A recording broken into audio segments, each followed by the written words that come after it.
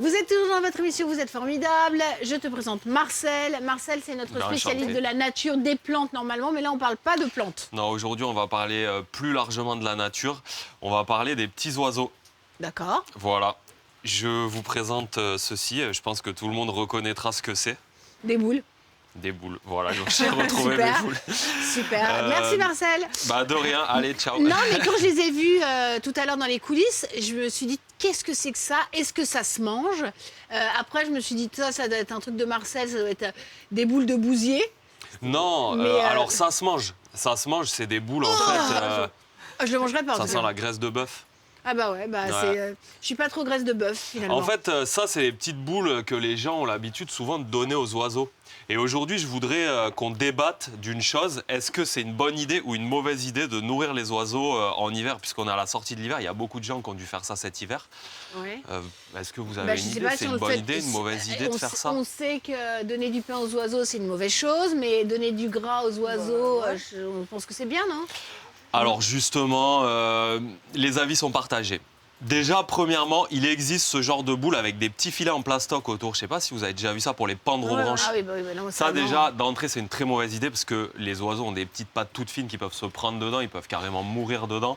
En plus, bon, le plastique, dans 90% des cas, va finir quelque part dans le jardin, va mettre 100 000 ans à se dégrader. Donc ça, on oublie. Okay.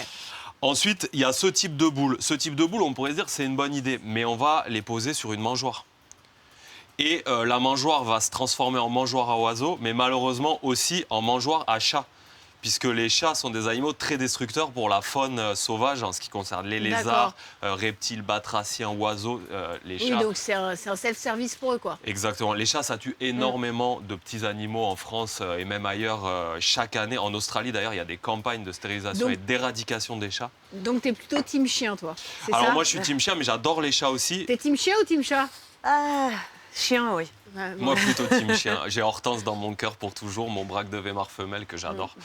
Et du coup, bah ouais, le problème des chats, c'est qu'ils sont extrêmement mignons et on ne peut pas les blâmer. Un chat, c'est un prédateur, c'est comme ça. Mais si on leur facilite la vie en mettant des boules qui vont attirer les oiseaux, bah, c'est la cantine, quoi. Alors, si vous faites ça, déjà, il faut placer la mangeoire sur un poteau nu, de manière à ce que les chats ne puissent pas bondir dessus, ou en mettant des retours, pareil, pour leur bloquer l'accès au sommet de cette cabane.